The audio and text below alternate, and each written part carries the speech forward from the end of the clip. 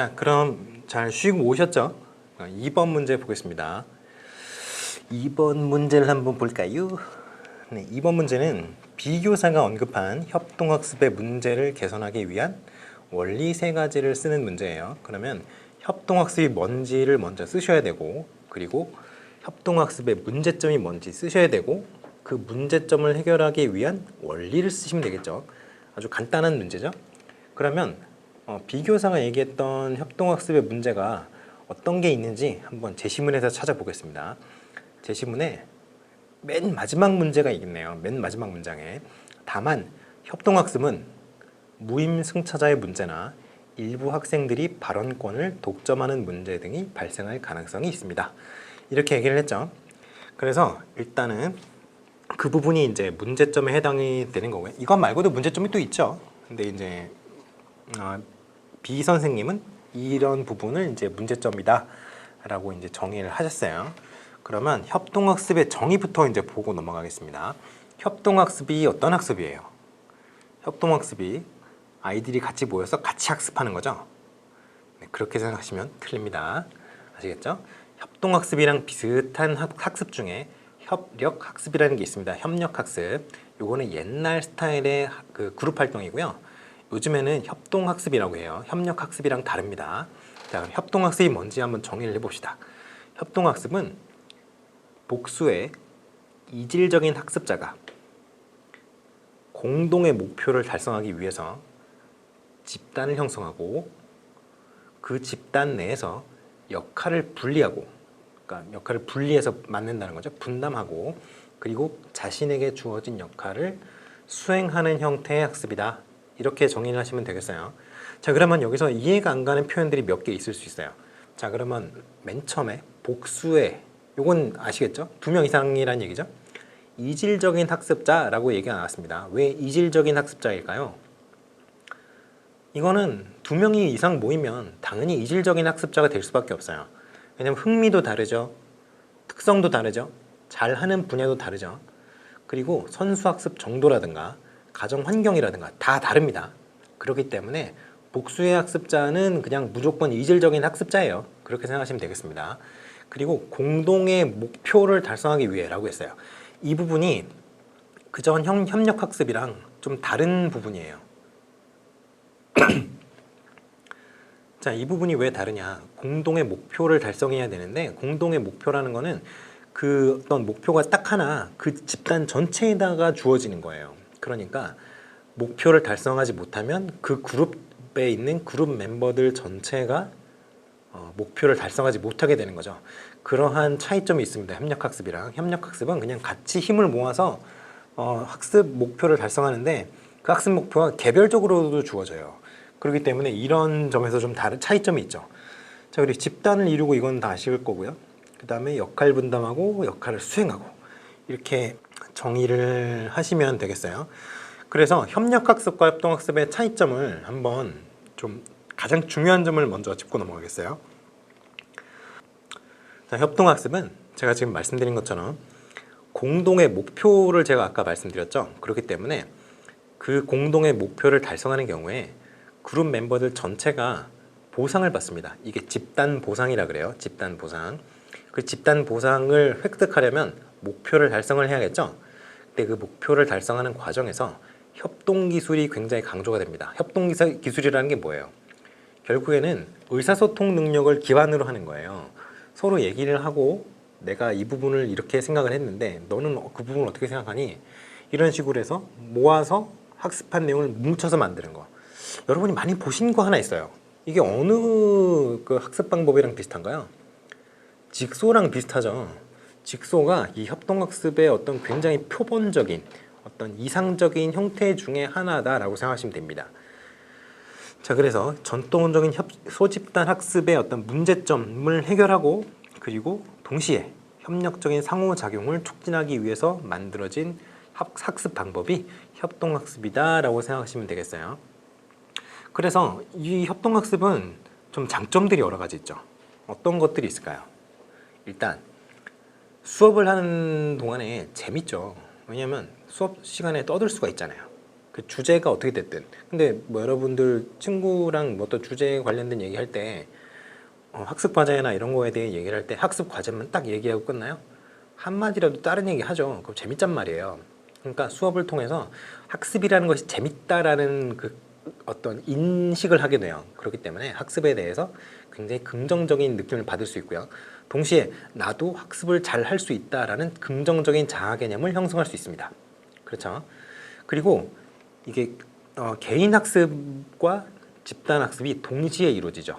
왜냐하면 우리가 집단 내에서 학습을 한다고 하더라도 결국에 그 어떤 내용을 처리하는 건 내 머릿속에서 내용을 처리하죠. 그러니까 그 집단 학습이 이루어지는 동시에 나의 개인 학습도 진행이 되는 거예요.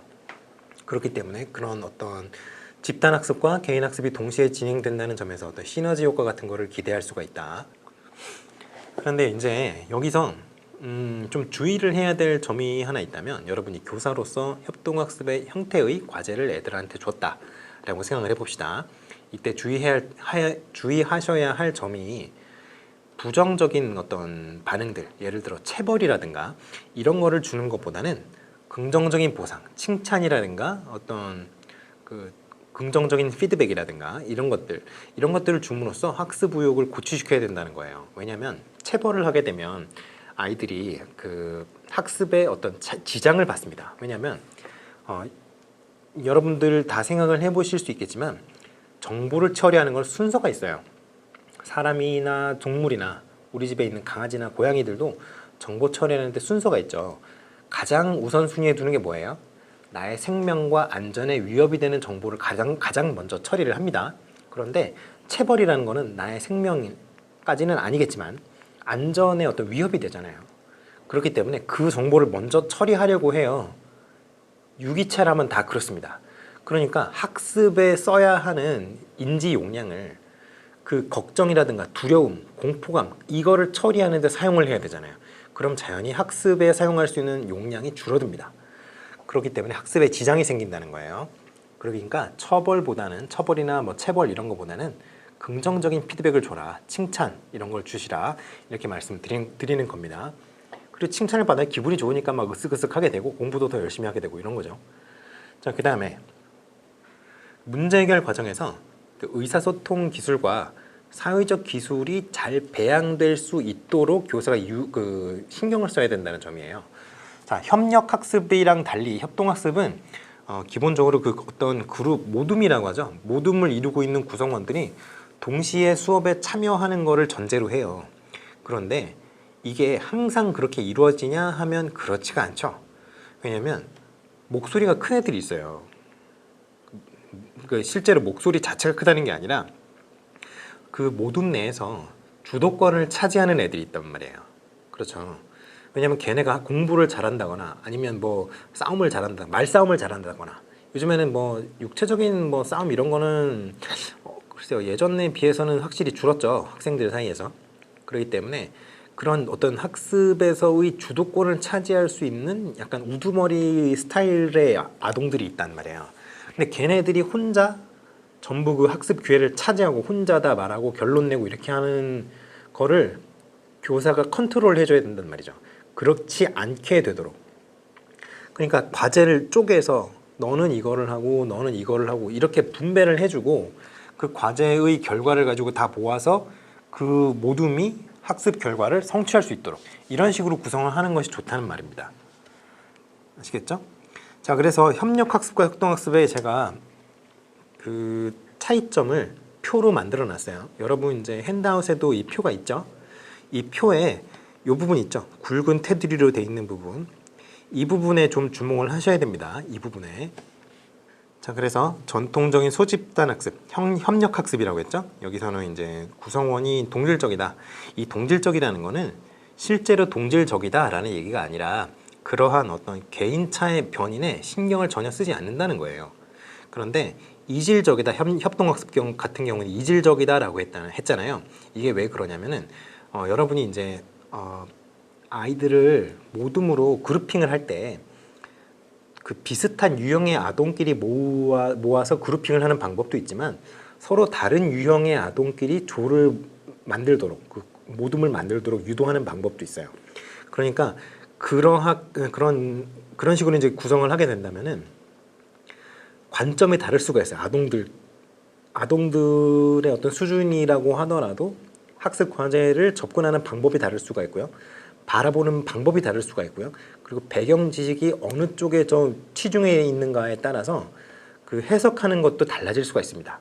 그렇기 때문에 협동학습에서는 이질적인 학습자 집단을 더 추천하는 거예요. 자, 그리고 리더십이 한 사람이 리더가 된다고 했죠. 이게 협동학습이 아니라 협력학습의 문제가 바로 이거예요. 그냥 한 명이 주도를 다 하고 나머지 사람들은 그거에 따라가는 거예요. 그러니까 협동학습은 그게 문제가 된다는 거죠. 왜냐하면 그 사람만 학습의 효과를 보니까 나머지는 그냥 그 사람이 하는 대로 수동적으로 받아들이기만 하게 되잖아요. 그럼 학습 효과가 별로 크지가 않겠죠. 그러니까 이런 걸 해결하고자 리더십을 공유하도록, 공유된 리더십이라고 하죠. 이렇게 유도를 하는 방법이 제가 아까 말씀드린 것처럼 이렇게 과제를 이렇게 쪼개서 이거는 A, 이거는 B, 이거는 C, 이거는 D라는 학생들이 그거 각각 주어진 그 어떤 부분적인 과제를 처리를 하고 그 과제에 대한 학습 결과를 모아서 전체 그룹과 공유를 하면서 학습 결과를 도출해낼 수 있도록 그렇게 하는 학습이 협동학습이라는 거죠. 자, 그래서 교사가 그렇기 때문에 관찰과 개입을 한다는 거예요. 어떻게 되도록, 이렇게 안 되도록, 한 사람이 리더가 되지 않도록 계속 신경을 써줘야 된다는 거예요. 자, 그러면 이제 이 굵은 테두리 안의 부분을 보겠습니다. 이 부분이 굉장히 중요한 부분이에요. 그런데 이 부분을 그냥 한 번씩 보고 넘어갑시다. 일단 나중에 또 쓸 건데 긍정적인 상호 의존성, 그러니까 서로 의존을 해서 학습을 하게 되는 거죠. 이건 왜냐하면 공동의 목표를 달성해야 되는데 내가 A라는 학생이라고 쳐요. 그러면 내 거는 다 잘했어요. 그런데 내가 이 B라는 학생이 담당한 부분, C라는 학생이 담당한 부분, D라는 학생이 담당한 부분까지 내가 모르잖아요. 그러니까 이 사람들도 다 자기에게 주어진 과제를 잘 해야 나도 좋은 결과를 얻을 수가 있는데 이 사람이 어떻게 되는지는 내가 어떻게 조정을 할 수가 없죠. 그러니까 상호 의존성이 생겨요. 그러면 팀으로서의 어떤 팀 스피리트 같은 게 생기겠죠. 그게 이제 긍정적이라는 겁니다. 사회생활을 할 수 있는 그런 어떤 기능들을 향상시키는 측면의 기능도 있어요. 그래서 이게 사회적 기술이랑도 엮이고요. 그리고 개별 책무성도 생깁니다. 왜냐면 개별 책무성이라는 게 뭐예요? 내 거는 내가 잘하면 된다라고 생각할 수 있는데 사실은 내가 같은 조잖아요. 우리 팀 스피릿이 생긴다 그랬죠. 그러면 내가 뭐 잘 안 했어. 결과가 나빴을 때 나한테만 안 좋은 결과가 오면 마음이 좀 덜 무겁죠. 내가 안 했으니까. 근데 내가 잘못해서 남들이 같이 피해를 봤어요. 그러면 내 마음이 조금 더 무겁겠죠. 그렇기 때문에 개별 책무성이라는 것도 이 협동학습의 어떤 큰 굉장히 중요한 원리 중에 하나라는 거예요. 그리고 사회적 기술.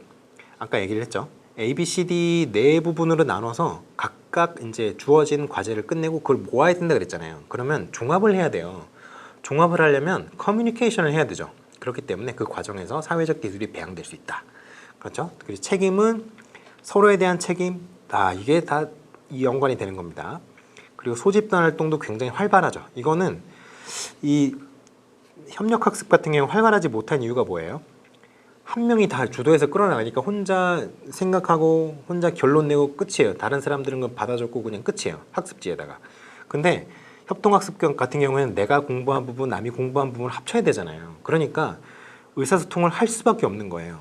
누구나 다 어느 정도 이상 의사소통, 자기가 발언을 해야 되는 시간이 물리적으로 요구될 수밖에 없어요. 예를 들어 A라는 사람이 5분 정도 얘기를 했는데 B라는 사람이 2분 얘기했어요.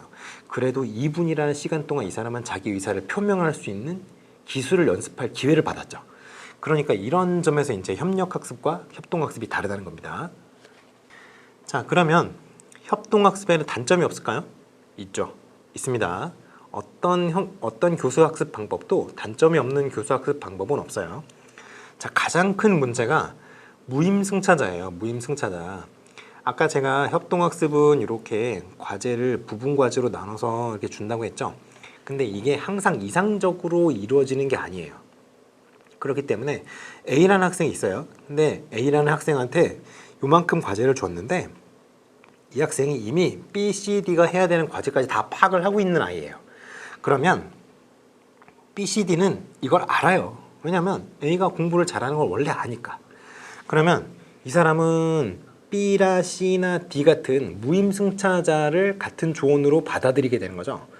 그러면 이 사람들은 이제 그냥 남이 만든 성과 A죠. A가 만든 어떤 학습 결과를 그냥 공짜로 낼름낼름낼름 먹어버리는 거예요.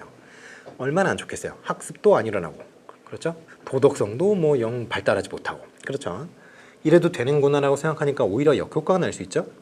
그리고 봉효과라는 게 있어요. 봉효과. 이게 서커라는 게, 이게 제가 이거를 영어를 써야 되나 말아야 되나 약간 고민을 많이 했어요. 왜냐면 이게 영어 사전에 없는 표현입니다. 이게 영어 사전에 없어요. 영어 사전에는 어떻게 나와 있냐면 이게 표준적인 어떤 단어가 아니라 비속어거든요. 비속어라고 아마 돼 있을 거예요. 찾아보면은 이게 뭐냐면 쪽쪽 빨아먹히는 사람 있죠. 그게 바로 서커예요. 뭐라 그래야 되나? 굉장히 치팅을 하기 쉬운 사람들 있죠. 속여먹기 쉽고 이용당하기 쉬운 사람을 서커라고 합니다. 그러니까 이 서커 이펙트라는 거는 자기가 이 A가 이제 공부를 잘하는 걸 B, C, D가 안다 그랬잖아요. 그러니까 그러면은 A 입장에서는 얘네가 그렇게 할 걸 모를까요? 분명히 내가 해놓으면 B, C, D가 내가 해놓은 걸 낼름낼름 받아먹으려고 하겠지? 그럼 나도 안 해. 이렇게 되는 거예요. 왜냐면 자기가 쪽쪽 빨아먹히기 싫으니까. 그렇기 때문에 이런 무임승차자가 나타나는 어떤 모둠 같은 경우에는 공부를 잘하는 애도 못하는 애도 다 공부를 안 해버리는 그런 아주 심각한 상황이 될 수가 있어요. 그러니까 요거가 이제 큰 문제점이 있고요. 두 번째 이 문제점은 이겁니다. 5개념으로 집단이 오염될 가능성. 이게 왜 그러냐면 자, A, B, C, D 제가 계속 얘네 가지고 얘기를 하는데 A가 공부를 잘한다고 했잖아요. 그런데 얘가 다른 애들보다 공부를 더 잘해요. 그런데 문제는 얘가 개념을 좀 잘못 알고 있을 때예요. 얘가 공부를 잘하니까 얘가 얘기하는 거를 B, C, D는 그런가 보다라고 생각을 하고 받아들일 수밖에 없어요. 그리고 이렇게 한 명이 좀 특출나지 않는다고 하더라도 아이들 같은 경우에는 자기가 원래 가지고 있던 스키마, 그 스키마를 기반으로 해서 새로이 받아들인 사실을 해석하는 경향이 굉장히 강해요. 그런데 기존에 갖고 있던 스키마가 새로이 받아들인, 새로이 그 전달된 어떤 지식을 해석하기에 좀 부족한 상황이라고 해봅시다. 그러면 기존 스키마로는 해석이 안 되잖아요. 근데 기존 스키마로 해석을 하려고 해. 그러면 어떻게 되겠어요? 그 스키마에 맞게 어떻게든 그 주어진 사실이나 이런 거를 변형을 시켜서 이해를 하려고 한단 말이에요. 그러면 원래 이해를 해야 되는 방향으로 이해가 이루어지는 게 아니라 기괴하게 변형된 상태로 이해를 할 수밖에 없다는 거죠. 이렇게 되면은 얘네들끼리 합의를 해버려요. 야, 이거 아니냐? 이거 아니야? 그런 거 같은데? 야, 이거 맞나 보다. 이렇게 된다고요. 근데 그게 맞으면 상관이 없는데 틀리면 잘못된 지식을 축적하게 되죠. 그래서 이런 거를 이제 집단이 이제 오염된다고 얘기를 합니다. 그리고 세 번째, 집단 활동에만 집중할 우려가 있어요. 이게 뭐냐면 그냥 공부에는 관심이 없는 거예요. 떠드는 게 재밌는 거지. 사실 이게 가장 많이 일어날 수 있는 그 위험 중에 하나입니다. 협동학습을 하라고 애들을 조를 짜놔서 모둠을 짜서 과제를 던져줬는데 하라는 과제는 안 하고 어제 본 TV 프로그램 이런 얘기하고 있고, 이제 올림픽 했잖아요. 올림픽에서 뭐 양궁에서 누가 금메달을 땄대더라, 뭐 축구는 멕시코한테 개발렸다더라, 뭐 이런 얘기, 그런 얘기를 하고 있으면 학습이 안 되죠, 당연히. 그러니까 이런 문제가 있다는 거예요. 그리고 가장 마지막이 이제 협력학습에서도 일어났던 문제인데요. 한 명이 그 모둠, 그 그룹의 전체적인 학습의 주도권을 차지하는 경우가 있을 수가 있어요. 아까 말했잖아요. 여기 한 명이 진짜 압도적으로 공부를 잘하는 친구가 있다거나 이러면 다른 친구들이 의존을 하게 되는데, 심지어 얘가 봉효과도 없는 친구라고 해봅시다.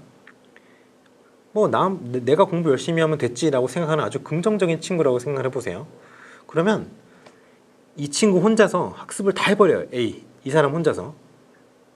그러면 다른 사람들은 공부를 할 뭐 어떤 기회를 박탈당하게 되는 셈이죠. 사실 그게 A가 나빠서 그런 게 아니잖아요. 그냥 자신에게 주어진 걸 열심히 했을 뿐인데 워낙 이제 수준 차이가 나고 그리고 A의 어떤 도덕성이 뛰어나다 보니 오히려 그게 역효과를 불러온 셈이 되죠. 물론 이거는 이제 좀 제가 극단적인 케이스를 예를 든 거지만 한 명이나 이렇게 소수의 예를 들어 지금 4명 얘기를 했지만 뭐 집단이 한 6명 된다고 해봅시다. 근데 그 중에 2명이 공부를 잘해요. 그러면 그 2명이 학습을 다 해버리는 거예요. 그리고 나머지 4명은 뭐 한다? 그냥 논다. 이렇게 되면은 4명이 학습에서 소외가 되는 셈이 되죠. 이게 별로 안 좋다는 거죠. 근데 이게 발생할 우려는 언제든지 있습니다. 이러한 문제점을 개선하기 위한 원리가 제가 아까 말씀드렸던 요 5가지예요. 5가지. 요 5가지 중에 골라서 쓰시면 됩니다. 근데 이게 연결되니까 이런 문제는 어떻게 되겠어요? 줄글로 쓰면 어떻게 되겠어요? 쭉쭉 연결이 돼 논리가 그냥 흐름이 내용이 쭉쭉 연결이 되잖아요. 그럼 뭐 협동학습이라는 게 이런 학습인데 이런 학습의 어떤 구조적인 특성상 이러한 문제점이 발생할 수가 있고 그러한 문제점을 해결하기 위해서는 이러한 원리가 필요하다 이런 식으로 구성을 하는 게 일반적인 그 형태일 텐데 이거 보세요. 긍정적인 상호 의존성, 개별 책무성, 책임, 사회적 기술, 수집단 활동 이게 전부 다 아주 스무스하게 연결이 되죠. 제가 아까 말씀드린 것처럼 그렇기 때문에 이렇게 구분을 딱딱 해야 되는 문제에서는 반드시 제가 이제 교육학 논술 잘 쓰는 법 강의에서도 말씀드린 것처럼 뭘 활용을 해야 되겠어요?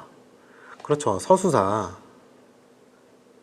첫째, 둘째 이거를 잘 써주셔야지 읽는 사람도 도대체 얘가 어디까지 얘기를 한 게 첫 번째고 어디까지 얘기한 게 두 번째인가라는 신호를 명확하게 받아들일 수가 있죠. 그러니까 이런 경우에는 논리가 쭉쭉 이어지니까 예를 들어 긍정적인 상호 의존성이랑 책임 이거를 같이 묶어서 하나로 그냥 써버릴 수도 있단 말이에요. 여러분이. 그런데 여러분이 첫째하고 이거 2개를 같이 묶어 썼어요. 그러면 첫째가 이렇게 끝난 거예요. 두 번째 그리고 개별 책무성이랑 뭐 소집단 활동 이걸 묶었다고 쳐봐요. 그냥.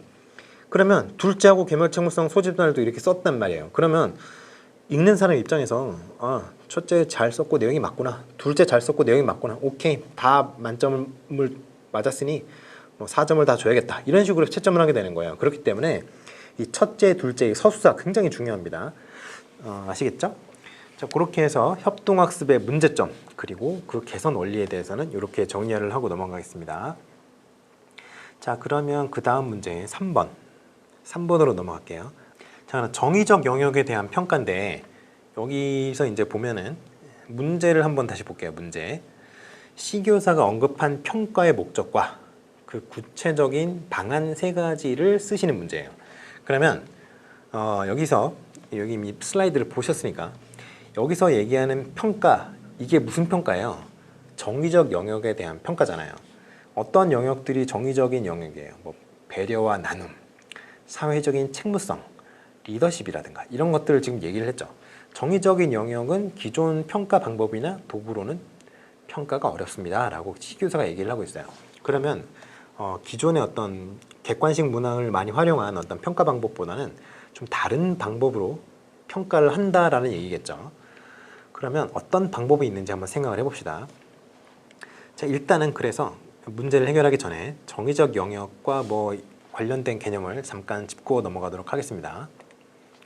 자, 정의적 영역은 뭐 태도라든가 가치관 뭐 여러 가지 있어요. 이게 어떤 것들이냐? 이런 학습자의 학습에 영향을 미칠 수 있는 여러 가지 요인들이 정의적 영역이에요. 근데 그 중에서도 인지적 영역에 들어가지 않는 것들 그런 것들을 이제 정의적 영역이라고 얘기를 합니다. 근데 이런 것들이 뭐 포함이 되는데 이 정의적 영역에 대해서 크레솔이라는 학자가 있어요. 크레솔. 근데 이 사람이 정의적 영역을 어떻게 교육을 해야 되느냐에 대해서 분류를 했어요. 내면화 원칙이라는 거를 이 사람이 제시를 합니다. 그래서 이 내면화 원칙을 통해서 어떠한 영역을 어떤 순서로 교육을 해야 된다라고 주장을 합니다. 그래서 이 사람이 이제 흔히 우리 이제 이거를 첫 글자 따서 많이 외우잖아요. 감방가족인 이러면서. 근데 감수성을 가장 먼저, 그리고 반응이 2번째, 가치화가 3번째, 조직화가 4번째, 인격화 또는 특성화가 5번째 단계로 정의적 교육은 이러한 순서로 이루어져야 된다라고 이 크레스홀이라는 학자가 주장을 해요. 자, 그러면 감수성부터 그 내용이 뭔지 한번 살펴보고 넘어갑시다. 감수성이 뭐예요? 감수성은 그냥 쉽게 말해서 어떠한 외부의 자극에 대해서 그냥 단순하게 주의를 기울이거나 관심을 갖는 단계예요. 그거에 대한 평가는 전혀 이루어지지 않아요. 누가 앞으로 여러분 친구가 옆에 있다가 쿡 찔렀어요, 여러분을 손가락으로. 그럼 이렇게 여러분들 이렇게 쓱 돌아보게 되죠. 이런 식으로 그냥 감수성은 그거예요. 외부의 자극에 대해서 그냥 그 기계적으로 외부의 자극을 인지를 했다라는 측면에서 그냥 반응하는 거예요. 그냥 그러한 측면에 대한 이제 교육이고요. 이거는 사실 교사가 교육한다기보다는 자연적인 발달에 따른 그런 발달 단계에 따른 그러한 교육 단계가 되겠어요. 자, 그 다음에 반응이 나옵니다. 반응이 responding인데 이거는 이제 감수성 단계의 발전된 단계겠죠. 두 번째 단계니까. 그래서 이 단계에서는 자신이 어떤 선택한 어떤 활동이나 대상에 대해서 가치 판단이 들어갑니다. 뭐 이걸 좋아한다던가 싫어한다든가 이런 선호 비선호의 개념이라든가 뭐 실증이라든가 이런 것들 감정을 갖게 돼요. 왜냐하면 이거에 대해 그 대상이나 활동에 대해서 가치 판단을 하기 때문에 그래요. 자, 그러면 세 번째 단계는 가치화 단계입니다. 가치화 단계는 뭐냐면 요 가치화 단계, 요거는 두 번째 단계인 반응 단계에서는 어떤 가치 판단을 했다고 그랬잖아요. 그런데 가치화 단계가 가치 판단하는 게 아니에요. 아시겠죠? 가치화 단계는 이 두 번째 단계 반응 단계에서 느꼈던 어떤 선호나 비선호에 대한 감정이라든가 이런 것들이 행동으로 드러나는 단계가 이제 가치화 단계예요. 그러니까 가치화 단계에서 가치 판단을 한다라고 생각하면 된다, 안 된다? 안 됩니다. 아시겠죠? 그러니까 이 가치화 단계에서는 그렇기 때문에 그 행동으로 옮기는 거잖아요. 행동으로. 그러면 좋아하는 거면 자주 하겠죠. 싫어하는 거면은 되도록이면 피하려고 하겠죠. 그렇기 때문에 어떤 선호하는 대상에 대해서 아니면 선호하는 행동에 대해서 그 굉장히 빈번한 어떤 표출을 보여줘요. 그러니까 자주 나타난다는 거죠. 그래서 이 어떤 행동이나 뭐 대상을 내가 선택을 했을 때 내가 만족스러웠다. 그러면 그거를 반복하는 거죠. 그러한 어떤 행동적인 반응이 나타나는 게 가치화 단계입니다. 그럼 네 번째 단계가 조직화 단계인데 조직화 단계가 우리가 이제 흔히 얘기하는 성인으로서의 단계가 이 조직화 단계예요. 이 조직화 단계. 왜 그러냐면 이 단계는 어떠한 가치를 개념화하고 그것을 이제 사물이나 현상이나 새로이 접하는 거예요. 새로이 접하는 사물이나 현상 그리고 활동을 평가하기 위해서 그 개념화한 어떤 가치를 사용을 합니다. 그러니까 이게 어떤 단계냐면 이미 어떤 가치관이 형성이 돼 있는 단계를 이제 요 조직화 단계라고 생각하시면 되겠어요. 일반적인 인간이라면 이 단계에서 끝납니다. 예를 들어서 개화기 때 어르신들을 한번 생각을 해봅시다. 요즘에 이제 길거리를 가다 보면 좀 몸에 붙는 옷을 입은 남자나 여자, 그리고 이제 좀 짧은 치마를 입는다거나 그 남성분들 같은 경우에도 좀 이제 뭐 문신을 한다거나 이런 분들 많이 보이죠. 개화기 시절에 1800년대 뭐 중반 후반 이런 시절에 살았던 분들이 보면 어떻게 생각을 할까요? 말세라고 생각을 하겠죠. 그분들은 그러한 식으로 가치관이 이미 형성이 되었기 때문에 그런 겁니다. 그런 식으로 자기가 이미 개념화해 놓은 가치관을 가지고 새로이 접하는 거를 판단하는 거, 이 단계가 바로 조직화 단계예요. 자, 그럼 여기가 일반적인 인간으로서 도달할 수 있는 단계라고 말씀을 드렸어요. 그러면 다섯 번째 인격화 특성화 단계는 뭘까요? 이거는 어떤 가치관이나 철학이 이제 전혀 흔들리지 않는 확고한 단계예요. 그리고 체계적으로 확립이 되어 있죠. 그래서 모든 사물, 사건, 행동에 대해서 이 가치관을 적용할 수 있는 단계예요. 인격이 아주 성숙해 있고 그리고 어느 누구에게나 신뢰를 받을 수 있는 그런 꿈의 상태죠. 이게 이런 단계는 어떤 단계냐? 아까 이제 제가 개화기 시절 우리 조상 얘기를 했잖아요. 우리 조상님. 근데 그 조상님이 더 어떤 훌륭한 발전을 했다면, 훌륭한 정의적 영역의 발달을 경험을 하셨다면 이 단계까지 가는 거죠. 이 단계까지 가서 그분이 어떻게 생각하면 2단계까지 가느냐? 새로이 접한 걸 보고 요즘 사람들은 저렇게 자신을 꾸미는구나. 시대가 변했군. 보기 좋네. 이런 식으로 생각하는 게 이제 2단계예요. 이게 사실 사람이 도달하기 힘든 단계죠. 그러니까 이게 이런 단계는 이제 이론상으로 좀 존재하는 뭐 성인의 단계까지는 아닙니다만 좀 보통 사람들은 좀 도달하기 힘든 단계다. 이런 식으로 생각하시면 되겠어요. 자, 그럼 정의적 영역에 대해서 이제 간단하게 얘기를 했는데 여긴 정의적 영역의 어떤 교육 목표랑 순서까지 얘기를 했고, 자, 그럼 정의적 영역을 이제 평가를 하잖아요. 그렇죠? 시 교사는 정의적 영역의 평가에 대해서 언급을 했는데 정의적 영역의 평가 한번 생각을 해보세요. 정의적 영역이 여기 태도나 가치관, 뭐 도덕성 이런 거잖아요. 도덕성을 평가를 할 수 있어요? 어떤 사람이 더 도덕적이라고 할 수 있어요? 우리 흔히 이야기하는 그 기차 문제 얘기를 해볼까요? 기차 얘기 이렇게 선 나눠져 있는 거. 여기는 이렇게 뭐 내가 레버를 일로 틀을지 일로 틀지에 따라서 뭐 사람이 몇 명 죽는지를 정할 수 있잖아요. 여기는 뭐 10명 있고 여기는 1명 있는데 여기에 문제 뭐 한 4살, 5살 된 아기가 있고 여기는 전부 이제 내일 모레쯤 이제 은퇴하시는 그런 연세가 많은 분들이 있다고 해봅시다. 아이를 죽일까요? 4살짜리 5살 아이? 여러분 죽일 수 있어요? 그렇다고 여기 있는 10명 죽일 수 있어요? 어느 쪽 선택을 해도 어느 쪽이 더 도덕적이다라고 말할 수 없는 거죠. 이런 걸 판단을 어떻게 하겠냐는 말이에요.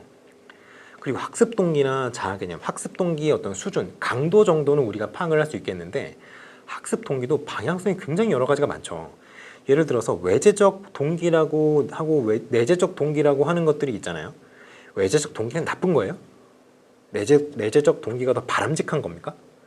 어느 게 더 타당한 거예요? 이거 파악할 수 있어요? 할 수 없단 말이에요. 그렇기 때문에 정의적 영역의 평가는 사실은 이게 정말 이게 평가를 할 수 있겠느냐? 왜냐하면 일단 개념이 모호해요. 정의적 영역에 도덕성이 뭐예요? 도덕성. 일단 개념을 정의하기가 일단 어렵죠. 그리고 정의적 영역에 지금 제가 말씀드렸던 것처럼 도덕성에 대한 우위 어떻게 결정할 거예요? 학습 동기 어떤 게 더 바람직하냐 이거 어떻게 결정할 거예요? 그러니까 정의적 영역에 대한 평가 자체가 거부감이 든단 말이에요. 어느 게 우위를 정할지 어느 게 우위에 있어야 되는지 우리가 아직 결론을 맺어놓은 게 없는데 정의적 영역의 어떤 그 이론들이 잔뜩 있죠. 정의적 영역과 관련된 이론들이 잔뜩 있죠. 근데 그 잔뜩 있는 이론들끼리 잘 서로 맞아요? 아니죠. 서로 막 다 다른 주장을 한단 말이에요. 그러니까 네가 맞니 내가 맞니 네가 틀렸니 말하면서 서로 다 싸워요. 대표적인 예를 하나 들어볼까요? 도덕성 발달에 관한 여러 가지 이론들이 있죠.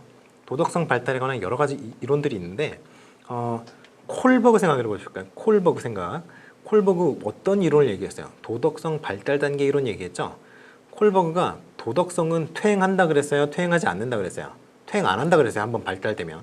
그런데 우리 그 도덕성이 굉장히 해야만 하는 사람들 중에 도덕성이 퇴행한 사람들이 있죠. 지금 우리 정치면 신문이나 이런 데 보면 정치면에 보면 잔뜩 나오죠. 그런 사람들. 그런 못돼 먹은 사람들이 과연 도덕성이 퇴행을 한 걸까요? 퇴행하지 않은 걸까요? 콜버그 이론으로는 그런 사람들을 설명할 수가 없습니다. 그렇죠? 이러한 것들을 봤을 때 이론과 실제가 맞지 않는 사례가 굉장히 많다는 거죠. 그러니 이런 이론과 어떤 실제가 맞지 않는다. 그런 문제가 있죠. 그렇죠? 그렇죠. 그리고 정의적 영역과 지적 영역이 딱 나눌 수 있는 부분인가? 과연 이렇게 명확하게 카테고리를 만들어서 구분할 수 있는 개념인가? 근데 이 도덕성이 그러면 지적 능력의 발달과 완전히 구분할 수 있는가? 나는 구분할 수 없다고 봅니다. 저는 구분할 수 없다고 봐요. 어느 정도 이상의 지능이 갖춰져 있어야만 도덕성이 발달할 수 있다고 봐요. 왜냐하면 내가 경험을 했으니까. 지금 제가 직접 경험을 했기 때문에 제가 아는데 어느 정도 지적 능력이 발달하지 않으면 도덕성이 발달할 수가 없어요. 근데 이렇게 생각을 해보면 이 지적 영역과 정의적 영역이 정말로 불가분성인가?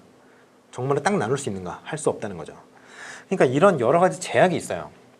근데 그럼에도 불구하고 이러한 제약에도 불구하고 정의적 영역에 대해서 평가를 하겠다라는 거예요. 왜 그러냐? 바로 학습에 어떤 도움이 될 수 있는 그런 부분이 있기 때문에 정의적 영역을 평가하는 그 결과가 그렇기 때문에 정의적 영역을 평가하겠다는 거예요. 그러니까 이런 부분에서 이제 교육학 영역에서는 이러한 효과가 있기 때문에 정의적 영역에 대해서 평가를 시도를 합니다. 이런 게 있어요. 첫째, 학습자의 약점과 강점을 파악함으로써, 그죠? 이러한 과정을 통해서 첫 번째, 강점을 강화하고 잘하는 건 더 활용을 하겠다는 거죠. 두 번째, 약점을 보완하고 개선할 수 있는 어떤 피드백을 제공하는 거죠. 너는 이 부분이 조금 부족하니 그 부분을 좀 발달시켜 보자. 우리 이런 식으로 학습을 해보자. 이런 식으로 하는 거예요. 물론 이제 도덕성만 정의적 영역이 아니죠. 예를 들어 시각적인 자극에 강한 친구들이 있죠. 그리고 청각적인 자극에 강한 친구들이 있어요.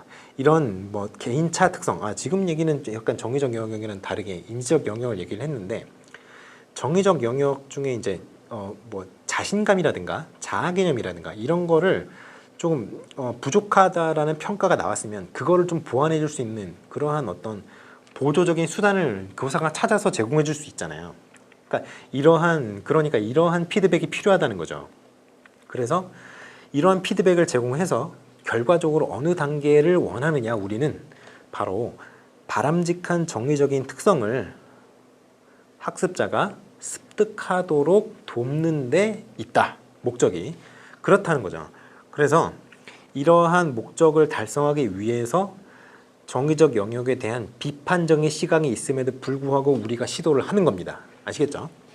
자, 그러면 정의적 영역의 평가 방법이 뭐가 있을 거 아니에요. 그러면 제가 아까 우리 3번 해설하기 전에 서두에 이런 말씀 드렸죠. 정의적 영역은 그 전에 기존의 일반적인 어떤 평가 방법과는 뭔가 달라야 될 것이다. 왜냐하면 기존의 평가 방법은 통계를 바탕으로 하는 평가 방법이었잖아요. 근데 이거는 기존의 평가 방법으로는 평가할 수 없으니 통계를 바탕으로 하는 평가가 아니겠죠. 그렇죠? 자, 그래서 이렇게 하는 겁니다. 자, 첫 번째 관찰법이 있어요. 교사, 그러니까 평가자가 평가 대상을 관찰하고 그 어떤 관찰 결과를 가지고 평가를 하는 방법이 있어요. 이게 완전히 이제 통계랑 동떨어져 있느냐, 그럼 그렇지는 않아요. 그렇다고 얘기를 할 수는 없습니다. 통계적인 방법을 사용을 하는데 어떠한 측면에서 기존 방법과 다르냐, 그러면 이 평가라는 기준이 일단은 관찰자가 작성한 리스트에 의존한다는 거예요. 어떤 이론적인 근거도 있습니다만 조금 이제 그 개념의 방향이 다르죠. 그전에는 이제 정답률이라든가 오답률이라든가 뭐 표준 편차, 분산 뭐 이런 걸 얘기를 했잖아요. 근데 그런 게 아니라 리스트에 이 관찰자가 유의미하다고 생각하는 어떤 항목들을 기록을 해놓은 다음에 그걸 표시를 하는 거예요. 그러니까 이런 방법들이 있죠. 검모표 방법이라든가, 그리고 평정법 아시죠? 그 관찰자가 판단에 관한 정보를 체계적으로 얻기 위해서 하는 방법 중에 하나죠, 이것도. 근데 특성이 있냐 없냐가 아니라 그게 어느 정도냐, 이거를 대상으로 하는 거예요. 자, 일화 기록법이라는 것도 있습니다. 이거는 어떠한 행동을 할 때마다 어느 상황에서 그런 행동을 했는지 이런 걸 기록하는 방법이에요. 그리고 면접법도 있죠. 이게 이제 여러 정보를 수집을 하는데 정보를 수집하는 매개물이 바로 이런 상담이에요. 상담. 언어적인 상호작용을 바탕으로 해서 면접을 한다는 거죠. 근데 이게 굉장히 효과가 좋아요. 왜냐하면 교육적인 효과도 물론 있습니다만 대면 접촉을 하기 때문에 치료적인 효과도 있습니다. 왜냐하면 대화를 통해서 자신의 어떤 어려웠던 점이나 힘든 점, 이런 것들, 문제점 이런 거를 털어놓으면 굉장히 사람이 마음의 안정을 찾게 되죠. 왜냐하면 나의 어떤 아픔이나 힘듦을 공유할 수 있는 사람이 생겼다는 것만으로도 굉장히 사람이 힘이 됩니다. 그렇기 때문에 이제 교육적인 효과도 있고요, 치료적인 효과도 있다, 이런 식으로 얘기할 수 있어요. 자, 그럼 관찰법이 아니라 다른 것도 있죠. 사회성 측정법도 있습니다. 이건 뭐 여러 가지 있죠. 이것도 동료 평정법이라든가, 이거는 이제 어떤 그룹 내에서, 어떤 집단 내에서 집단의 구성원들끼리 서로 평가를 하는 거예요. A라는 친구는 어떠니? 그럼 B, C, D한테 물어보는 거예요. 걔는 어때요? 걔는 어때요? 걔는 어때요? 이런 식으로 이제 뭐 그 어떤 대상이 그 그룹 내에서, 집단 내에서 인기가 어느 정도인지, 리더십이 어느 정도인지, 그리고 집단의 어떤 권력 구조라든가, 리더십이 있는 애가 그 집단을 이끌 거 아니에요. 사실 뭐 전쟁을 하는 건 아니지만 그 집단의 어떤 행동 방향이라든가 이런 거는 그 리더가 결정하게 된단 말이죠. 리더가 하지 말자라고 얘기를 하면 안 하는 거고, 리더가 하자 그러면 그 집단은 따라서 하게 되니까. 그리고 이제 추인법이라는 것도 있습니다. 이거는 이미 설명이 다 돼 있어요. 그 설명에 맞는 제일 적합한 친구 이름을 골라서 내는 거예요. 예를 들어서 우리 반에서 가장 밥을 빨리 먹는 사람은 그러면 김땡땡 이런 식으로 해서 적어내는 거죠. 그게 이제 이 추인법이에요. 그리고 지명법은 비슷해요. 이것도 진술문과 가장 잘 어울리는 사람의 이름을 적어내게 하는 거예요. 그러니까 이거는 거의 이제 두 개 같다고 보시면 되죠. 그리고 이제 자기보고법이라든가 요거는 이제 스스로 어떤 그 평가 루브릭을 받은 다음에 내가 거기에 해당이 된다 그러면 체크하는 거예요. 자서전법이 이제 이런 것들도 있고 태도검사법이라든가 이런 것들도 있습니다. 근데 사실 자기보고법은 뭐 많이 안 쓰는 방법인데 일반적으로는 뭐 이런 방법도 있고요. 자, 그래서 정의적 영역의 평가 방법이 이 정도 있다 말씀드렸는데 제가 이제 가장 많이 쓰는 방법을 몇 개 짚어드리겠어요. 자, 관찰법에서는 검모표 방법 이거 많이 쓰고요. 평정법 많이 씁니다. 면접법 많이 써요. 요거는 조금 애매해요. 요거 알아두시고 요거 좀 애매하다. 일화기록법은 조금 애매하다. 사회성 측정법에서는 동료평정법 많이 쓰고요. 그리고 요거는 뭐 거의 같은 거니까. 근데 요거는 사실은 이 동료평정법보다는 조금 덜 쓰는 편인 것 같아요. 제가 이제 사회학 전공이 아니라서 잘은 모르는데 요거는 이제 이름이 딱 명확하게 드러나잖아요. 그래서 이게 나중에 뭐 좀 문제가 될 수 있다 이런 얘기를 하는 분들이 있는 것 같습니다. 그 어떤 개인정보라든가 뭐 연구에 다 동의를 해서 그 참여를 하는 거겠지만 아무튼 뭐 문제가 있다 이런 얘기를 하는 분들이 있는 것 같고요. 그리고 자기보고법 중에 자서전법 이건 좀 덜 쓰는 편인 것 같고 요걸 더 많이 쓰는 편인 것 같아요. 제가 보기에는. 그래서 이런 것들이 있으니까 이런 것들을 이제 잘 골라서 답안에 구성을 하시면 되겠습니다.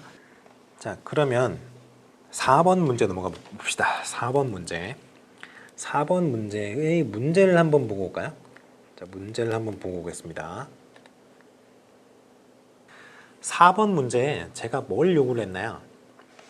여기 1번 달아놓고 1차원적 장치 여기 밑줄을 쳐놨어요. 이게 뭔가 힌트가 되거나 중요한 부분이라는 뜻이겠죠. 자, 1차원적 장치가 초래할 수 있는 학습 동기 측면의 문제점과 그 구체적인 해결 방안을 각각 두 가지 써라 이렇게 해놨는데 제가 보기에는 이 4번 문제가 좀 어려웠을 가능성이 높습니다. 자, 일단 외재적 동기화라는 거는 여러분이 너무 쉽게 찾으셨을 것 같아요. 외재적 동기죠. 외재적 동기. 근데 외재적 동기가 이제 외발적 동기라고도 합니다. 그래서 이제 뭐 두 개는 같은 거다. 뭐 본능적으로 아시겠죠? 외재적 동기나 외발적 동기. 그럼 외재적 동기가 어떤 동기예요?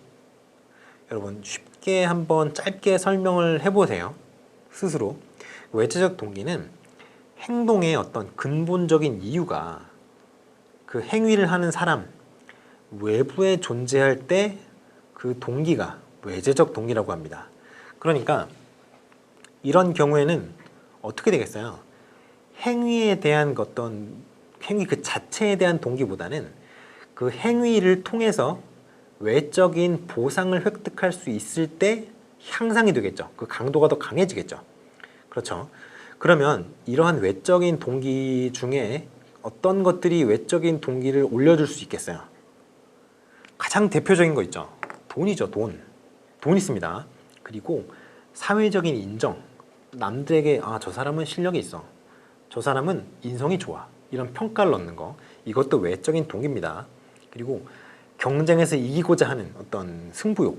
그렇죠. 성적도 비슷한 케이스인데 성적도 이제 경쟁과 같이 묶어서 생각하면 남들보다 더 우수한 성적을 받고 남들과의 경쟁에서 승리하고자 하는 그 승부욕 이런 것들이 이제 외적인 동기라고 보시면 되겠어요. 직장에 다니시는 분들 인센티브 있죠. 인센티브 있죠. 이런 것들이 외재적인 동기를 유발하는 그런 어떤 예시들입니다. 근데 여기서 이제 여기 좀 있네요. 내재적 동기 넘어가기 전에 자, 외재적 동기랑 여러분들이 가장 많이 헷갈려 하시는 동기가 바로 수단적인 동기예요. 도구적인 동기라고도 하죠. 수단적 동기 또는 도구적 동기라고 하는데 이 수단적 동기랑 외재적 동기랑 둘이 같은 거로 생각하시는 분들이 굉장히 많습니다. 그렇게 생각하시면 완전 틀리죠. 자, 왜 그런지 모르겠습니다만 수단적인 동기를 외재적인 동기와 같은 거로 생각하시는 분들이 굉장히 많아요. 자, 그러면 수단적 동기랑 외재적 동기가 어떻게 다른지 한번 설명을 해드릴게요. 수단적인 동기가 뭐예요?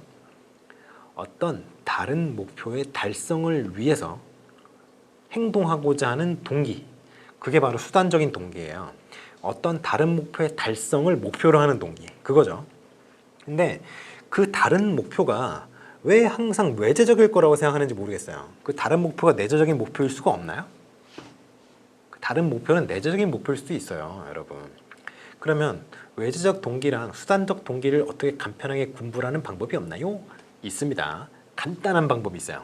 자, 이거는 이제 일단은 먼저 정리를 해드릴게요. 자, 그러면 어떻게 하느냐? 첫 번째, 그 다른 목표라고 한 거 있죠. 그 다른 목표의 달성을 목표한다 그랬잖아요.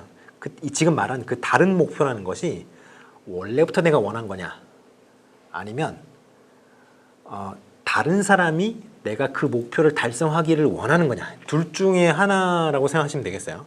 그래서 원래부터 내가 원한 거면 내재적 동기고요. 다른 사람이 나에게 내가 그 목표를 달성하기를 원한다? 그러면 그게 외재적인 목표입니다. 아시겠죠? 그게 이제 수단적인 이제 동기가 되는 거예요. 자, 이런 상황을 한번 생각을 해봅시다. 여러분이 공부를 해요. 영어를 공부를 하는데 그 목적이 유학을 가려고 공부를 하는 거라고 생각을 해봅시다. 그러면 유학을 가기 위해서 공부를 하는 거잖아요, 영어를. 그러면 이 영어 공부의 동기는 어떤 동기예요? 수단적인 동기죠. 왜냐하면 다른 목표의 달성, 유학을 가고자 하는 목표를 달성하기 위해서 동기화된 거니까 수단적인 동기화일 거 아니에요. 그러면 수단적인 동기화라는 것까지는 오케이예요. 끝났어. 그러면 이게 외재적이냐 내재적이냐가 문제가 된단 말이죠. 자, 그러면 여기서 이렇게 생각을 해봅시다. 그 유학을 통해서 내가 무엇을 얻을 수 얻는지. 자, 이런 상황이 있다고 해봐요. 첫 번째 상황은 내가 유학을 가서 학위를 취득을 해오면 내 진급에 유리해요. 이런 경우에는 이게 외재적인 동기화겠어요? 내재적인 동기화겠어요? 외재적인 동기화겠죠. 수단적 동기화이면서 외재적인 동기화가 되는 겁니다.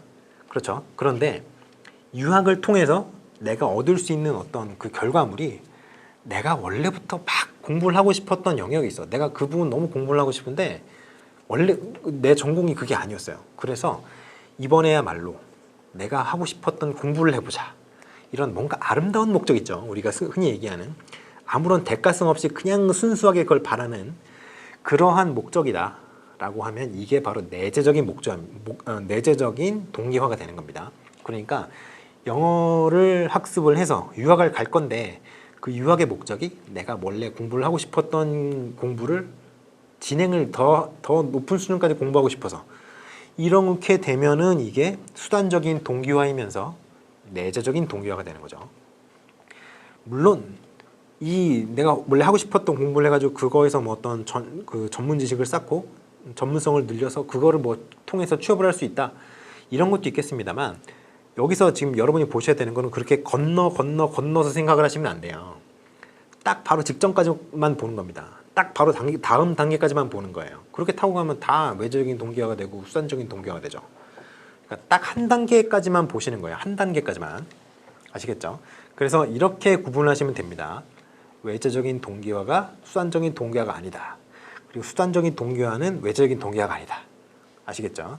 그 다른 목표를 달성하기 위한 동기화라고 얘기를 했을 때 그 다른 목적이 항상 외재적일 거라고 생각하시면 안 된다는 거 지금 말씀을 드렸어요. 자, 그러면 외재적인 동기를 말씀을 드렸으니까 내재적인 동기 말씀을 드리겠어요. 내재적인 동기는 이제 그냥 내발적인 동기라고 하고요. 이거는 여기 위에 나온 것처럼 대꾸로 나오겠죠. 행동의 근본적인 이유가 행위자 내부에 존재하는 경우가 되겠죠. 여기는 외부지만 이렇게 내부에 존재하죠.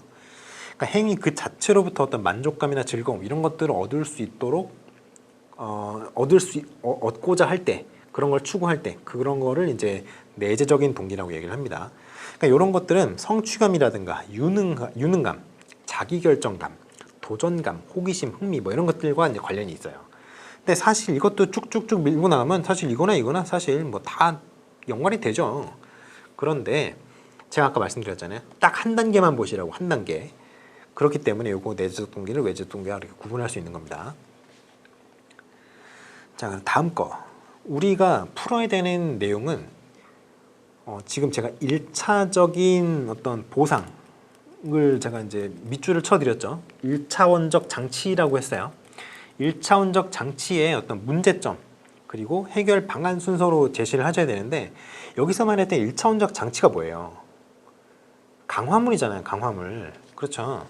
그러면 강화물과 그 강화물로 인해 발생할 수 있는 문제점 그리고 그 문제점을 해결하는 방안 이런 순서로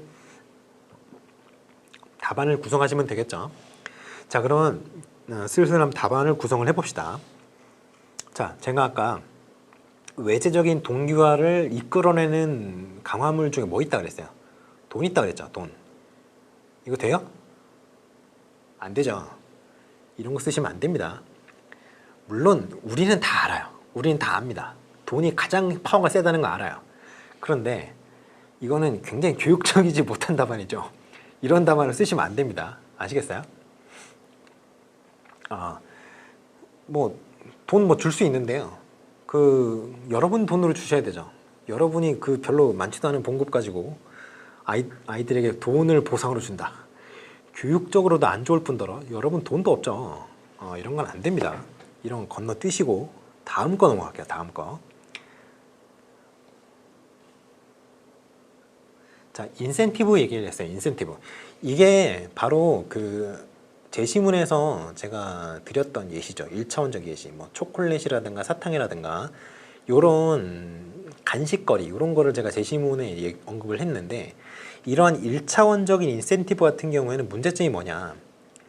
수요 기준이 인센티브를 주는 기준이 그냥 단지 어떤 과업의 완료 그게 이제 수요 기준이라면 그 효과성을 상실하는 속도가 굉장히 빨라요.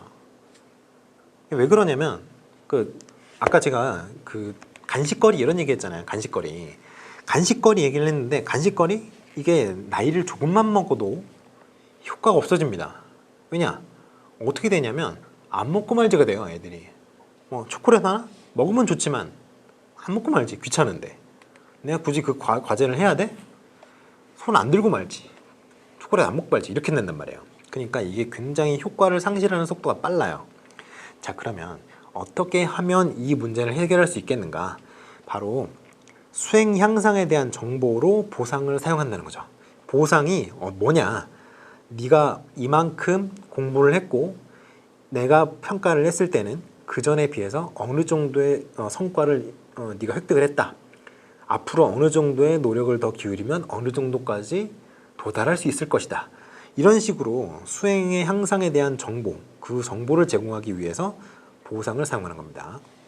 두 번째, 과제의 질과 수행 수준에 따라서 보상을 한다. 아까는 그냥 완료하면 줬잖아요. 그게 아니라 잘하면 더 주는 거죠. 못하면 덜 주고. 그런 식으로 과제가 어려웠을 때는 보상을 주고 과제가 안 어려웠을 때는 안 주고 이런 식으로 좀 보상을 차별화하면 이 보상의 효과가 상실되는 그 속도가 굉장히 늦춰집니다. 자, 그리고 두 번째 방안이 있죠. 두 번째 방안이 이렇게 되고요. 자, 그러면 여러분이 여기서 이제 여러분이 주목을 하셔야 될 게 이 부분이에요. 이 부분. 수행 향상에 대한 정보로 보상을 사용하는 부분. 이게 왜 그러냐면 이 이후에도 지금 외재적인 동거의 문제점과 해결 방안이 쭉 나올 텐데요. 이거를 주목을 하셔야 돼요. 이게 왜 그러냐면 여러분 이제 라이언과 대시가 제시했던 인지적 평가 이론이라고 기억하시는지 모르겠어요. 여러분 이제 자기 결정 이론 또는 자기 결정성 이론이라는 게 있었죠. 그 자기 결정 이론이 4개의 미니 이론으로 구성된 매크로 이론인데요. 거시 이론인데 그 4개의 미니 이론 중에 하나가 인지적 평가 이론이라는 게 있어요. 그 인지적 평가 이론에 의하면 이런 외적 보상이죠. 외재적인 보상. 이게 통제적인 기능을 수행하는 경우에는 내재적인 동기가 약화된다는 그런 게 있습니다. 그러면 보상이 통제적인 기능을 수행하지 않도록 만드는 것이 중요하겠죠. 그러면 통제적인 기능이 뭐예요? 자, 통제적인 기능이라는 거는 보상의 통제적인 기능이라는 거는 보상이 어떤 특정한 방식의 사고 방식을 강요하는 그런 기능이 바로 보상의 통제적인 기능입니다. 예를 들어서 이렇게 생각을 해볼게요. 여러분이 뭐 과제를 그냥 끝마치고 과제를 잘했을 때 보상을 주는 거는 통제적인 기능이 아니에요. 그런데 여러분이 뛰어다니지 않는 거, 뭐 그리고 교실 청소를 잘하는 거, 이런 거에 대해서 보상을 주잖아요. 그런 거는 이제 특별한 사고 방식을 강요하는 것이 되죠. 왜냐하면 교실에서 뛰는 거는 복도에서 뛰는 거는 좋지 않아. 청소하는 것은 옳은 거야. 이런 식으로 아이들이 사고를 하게 강요를 하는 셈이 되기 때문에 이런 거는 굉장히 효과성이 떨어진다는 거죠. 오히려 내재적 동기가 약화된다. 깨끗한 환경에서 살고 싶어 하는 거는 인간이라면 누구나 갖고 있는 어떤 내재적인 동기인데, 그거를 외부적인 포상이랑 같이 연관을 시키면 아씨 내가 굳이 남이 시키니까 싫은 거예요. 사람이 자유를 좋아하는 거지, 사람이. 그래서 그런 효과가 있다라는 사실을 말씀을 드리고 싶어요. 그렇기 때문에 이 수행 향상에 대한 정보로 보상을 사용하는 이 부분이 가장 바람직합니다. 사실 외재적인 어떤 강화물을 사용하는 방향에서는 가장 바람직해요. 이게 어떠한 효과까지 있느냐 하면 내재적인 동기를 강화하는 효과까지 있습니다. 그런데 아까 제가 얘기를 했던 라이언과 대시의 자기결정이론, 여기서 이 외적인 보상이 통제적인 기능을 수행하면 내재적 동기가 약화된다 그랬죠. 그러니까 이 수행 향상에 대한 정보를 제공하는 데서 멈춰야지, 그거를 가지고 이 보상을 가지고 통제적인 기능까지 수행하려고 한다? 그렇게 하시면 안 된다는 겁니다. 이건 유의사항이에요. 자, 그래서 자기결정이론 지금 얘기가 나왔으니까 한번 짚고 넘어가 봅시다. 자기결정이론이 아까 제가 4개의 미니 이론으로 구성되어 있다 그랬죠?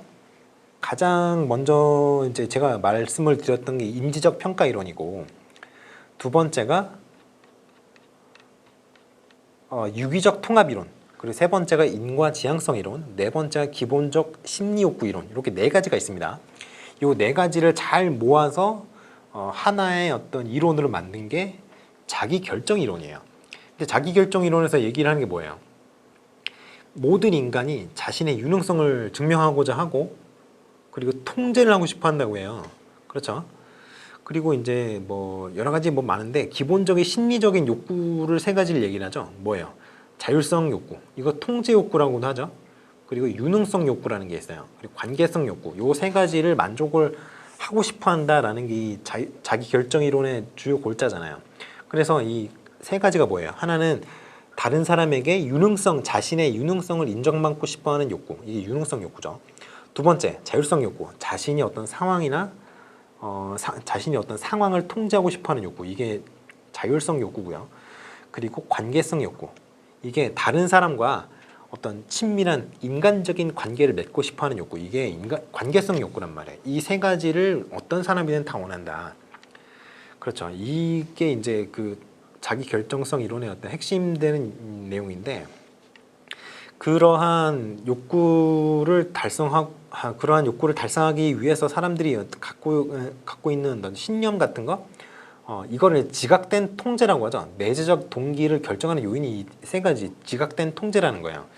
첫 번째 거가 뭐예요? 능력신념이라는 게 있죠. 어떤 능력이라든가 노력이라든가 뭐 이런 것들, 타인에 대한 뭐 고려를 포함하죠, 이게. 그래서 자신의 어떤 능력, 역량에 대한 어떤 신념, 이게 바로 능력신념입니다.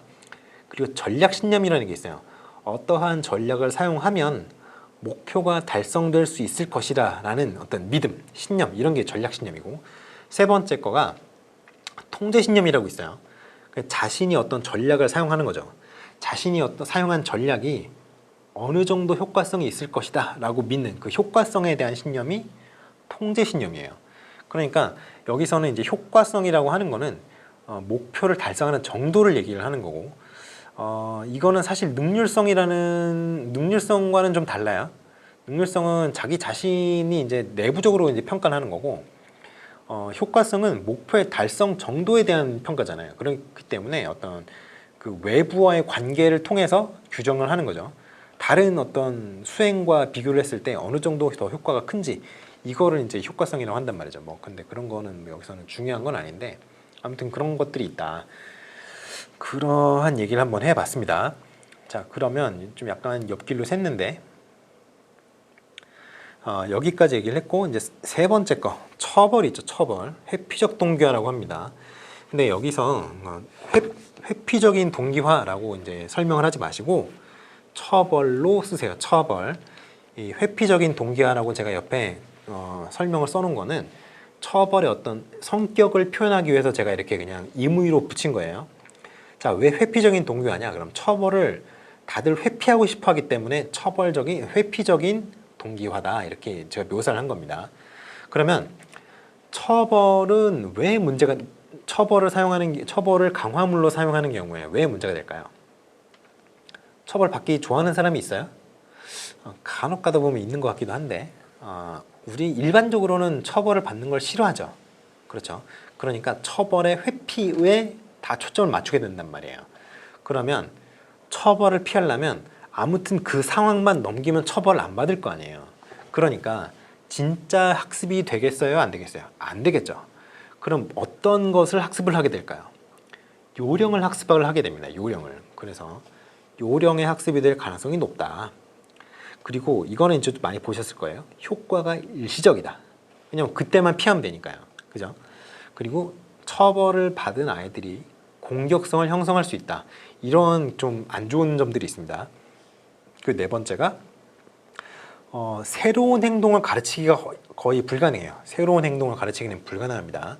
그래서 이러한 어떤 문제점들이 있기 때문에 처벌을 사용하시려면 굉장히 유의 깊게 사용을 하실 필요가 있어요. 자, 그런데 여기서 제가 회피적인 동기화라고 얘기를 했어요. 이 회피적인 동기화라는 거는 어떤 이론과 관련이 있느냐, 이거 관련이 있는 이론이 있습니다. 이게 히긴스 있어요. 히긴스 여러분 아시죠? 히긴스가 주장한 조절 초점 이론이라는 게 있어요. 조절 초점 이론. 이게 뭐냐면 초점이 여러 가지가 있다는 거예요. 초점이 이제 여러 가지가 있는데 이제 그 중에서 이제 이 회피적인 동기화, 처벌과 이제 관련이 있는 거는 예방 초점입니다. 예방 초점. 예방 초점이 뭐냐면은 자신의 안전이라든가 그리고 뭐 당위성, 책임, 의무 같은 것들, 그러니까 회피하고 싶은 것들 있잖아요. 좀 부담스러운 것들, 귀찮은 것들, 이런 것들, 고통으로 상징되는 어떤 부정적인 결과를 회피하는데 중점을 두는 초점이 이제 예방 초점이에요. 예방을 하려면은 어떤 그 부정적인 상황을 피하는 거잖아요. 예방이 긍정적인 의미의 예방이 아니란 말이에요. 이게. 그러니까 예방 초점이 더 강한 사람들 같은 경우에, 예방 초점을 갖고 있는 사람들 같은 경우에는 굉장히 사람이 부정적인 것들, 그런 것들에 굉장히 예민해집니다. 자기가 조금만 손해봐도 내가 정말 큰 손해를 본 것처럼 느껴요. 이런 사람들 같은 경우에는. 그리고 굉장히 사람이 방어적이 돼요. 방어적. 왜냐하면 내가 피해를 받고 싶지 않으니까. 나는 부정적인 결과를 너무 싫어하거든요. 그러니까 방어적이 돼요. 그리고 이건 이제 학습과 좀 관련이 돼 있는 건데, 과제 수행에서 소극적으로 이제 행동을 할 가능성이 많아요. 왜냐하면 내가 용기를 내서 막 활동을 했다가 그 과제 수행을 실패를 해봐요. 얼마나 부정적이에요, 이 사람들은. 그런 부정적인 결과물들을 경험하는 게 너무 싫은 겁니다, 이 사람들은. 그래서 좀 별로 좋지 않은 그런 초점이라고 보시면 돼요. 자, 그래서 요거 좀 관련된 내용까지 좀 설명을 해드렸고요. 그러면 문제점이 이렇게 되니까 해결 방안이 뭔가 있을 거 아니에요. 해결 방안을 얘기를 해드리겠어요. 해결 방안에는 이런 게 있습니다. 처벌을 줄 때는 굉장히 명확한 기준에 따라서 줘야 된다는 거. 감정에 휩쓸려서 막 처벌을 하면 안 돼요. 이렇게 하면 굉장히 공격성 형성이 굉장히 강해집니다. 그렇기 때문에 딱 아이들과 합의한 어떤 정해놓은 규칙에 따라서 처벌을 줘야 돼요.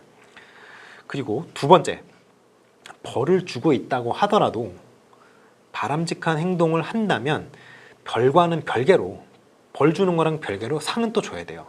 예를 들어 벌을 주는 게 예전에 어떤 교실, 제가 이제 한참 중고등학교 다니던 시절만 해도 종아리도 많이 맞았고요.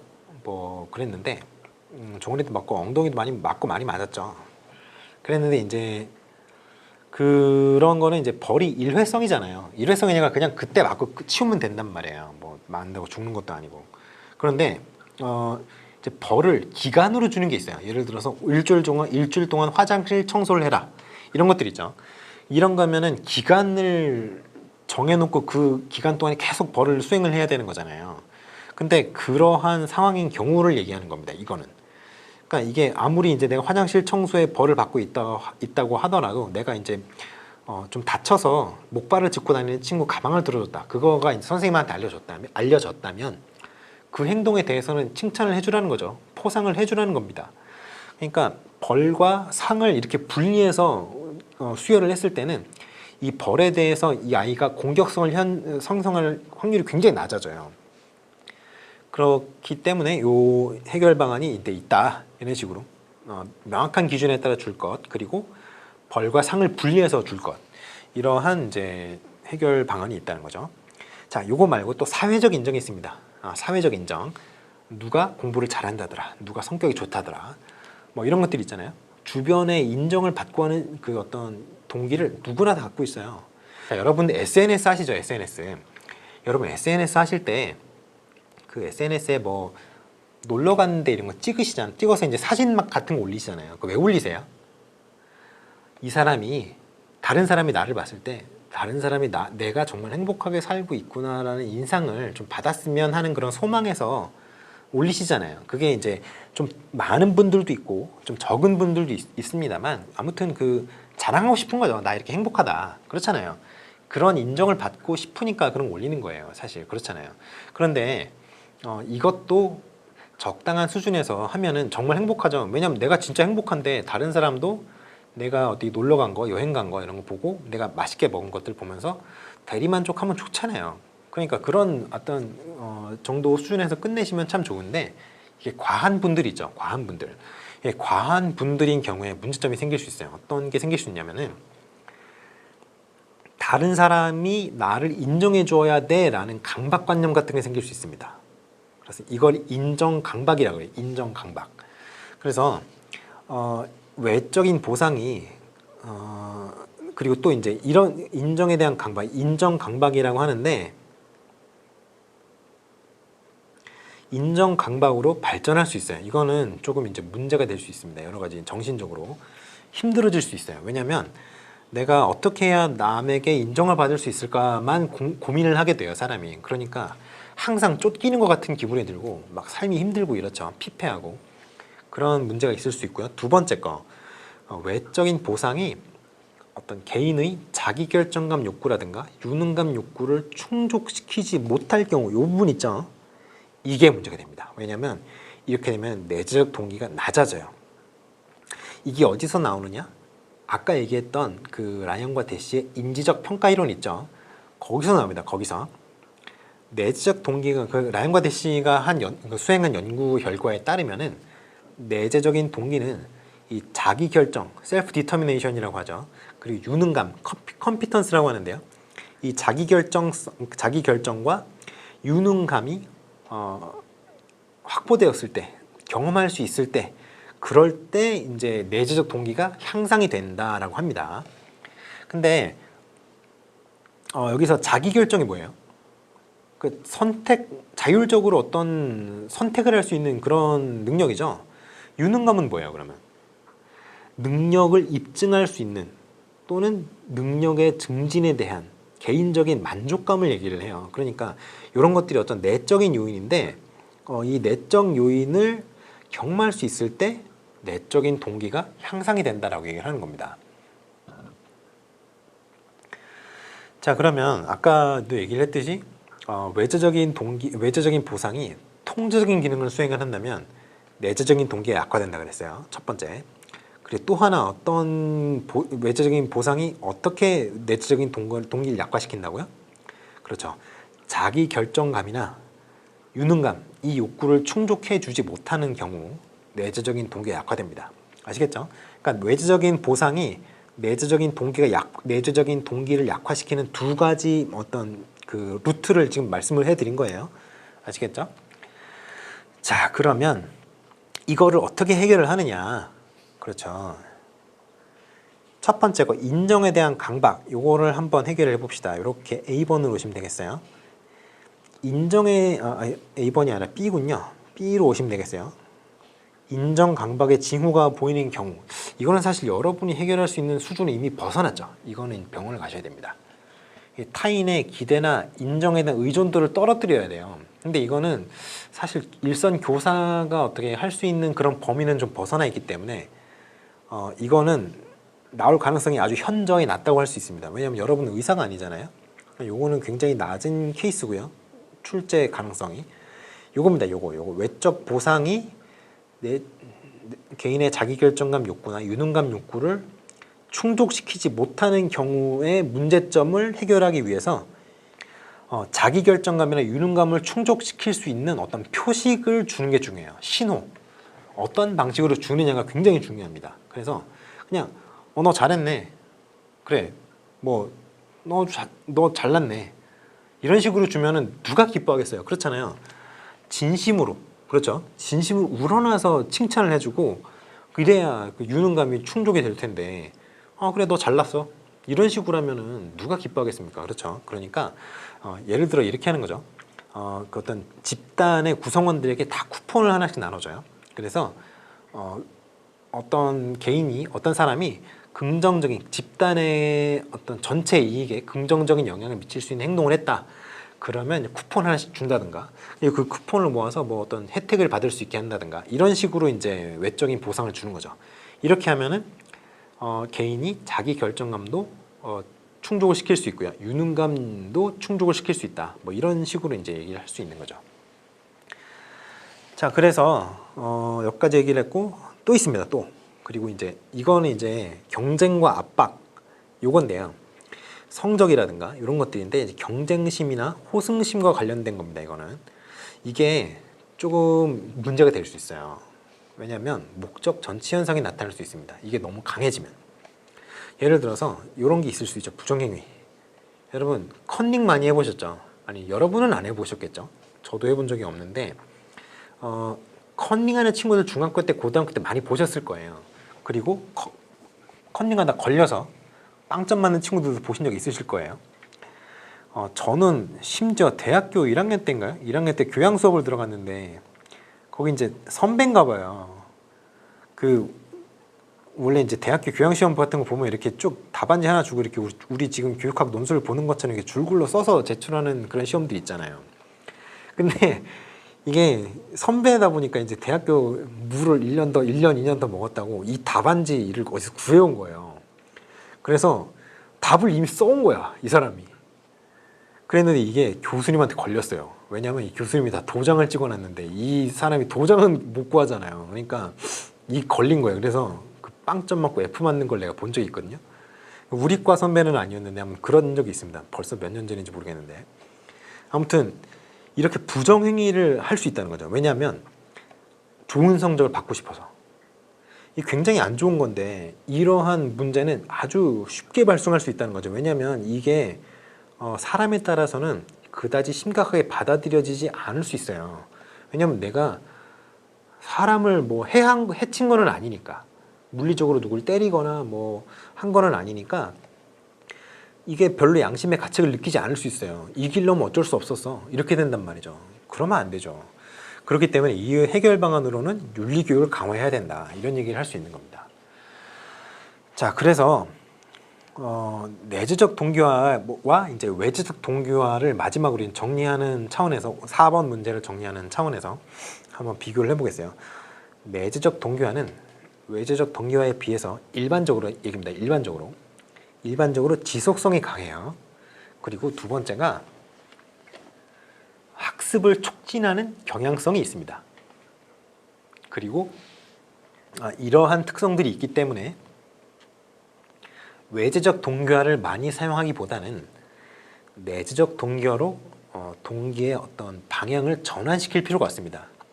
그래서 이게 자기결정 이론에서 이런 얘기를 많이 하죠. 그래서 외재적인 동기화보다는 내재적인 동기화를 이제 자꾸 얘기를 하는 이유가, 여기 아까 제가 말씀드렸잖아요.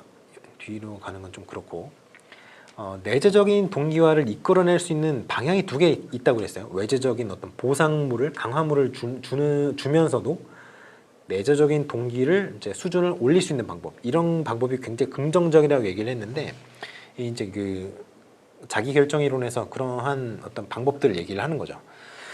자, 그러면 여러분 이제 그 프린트물 보시면 이제 학습 자료 말해가지고 참고 자료 뭐 이런 식으로 있을 거예요. 외재적 보상에 내재적 동기 손상 효과라는 게 있어요. 그게 이제 관련된 이론들이 여러 가지가 있는데, 연구들이 몇 가지가 있는데요. 그 기본적인 골격은 이래요. 여기까지만 이제 간단하게 얘기를 해드릴게요. 기본적인 골격은 이렇습니다. 원래 어떤 내재적인 동기에 의해서 행동을 하고 있던 A라는 사람이 있다고 합시다.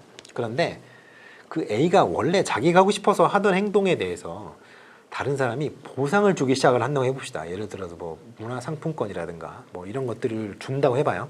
그러면 이 사람의 내재적인 동기에서 그 하던 행동이었음에도 불구하고 그 행동이 빈도가 굉장히 현저하게 줄어드는 그러한 어떤 현상이 발견이 돼가지고 이제 보고가 된 바가 있습니다. 예를 들어서 헌혈하면 예전에 막 영화 관람권 이런 거 주고 막 이랬어요.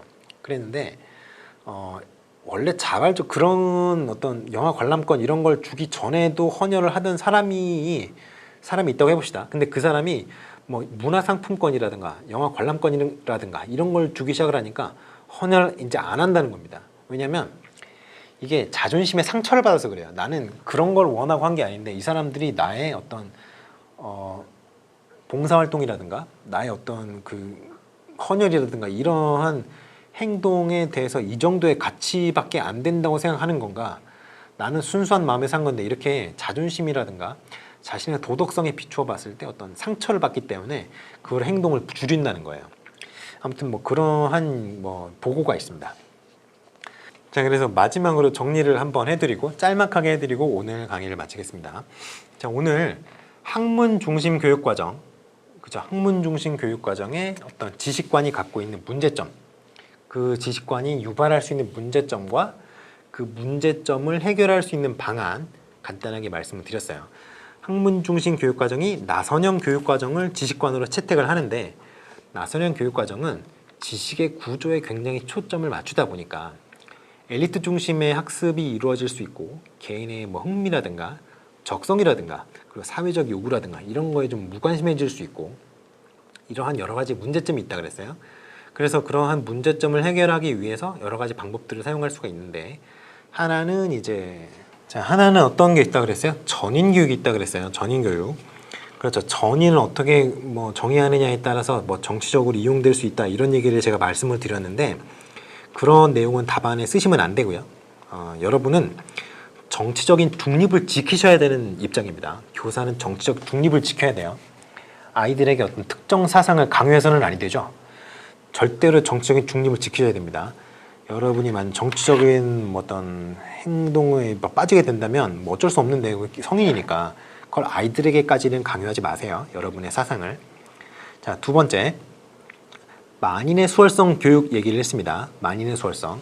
이거는 어떤 문제점을 방지하기 좋다 그랬어요? 엘리트 중심의 어떤 교육, 이거를 이제 그 문제점을 막는 데 좋다고 했죠. 두 번째가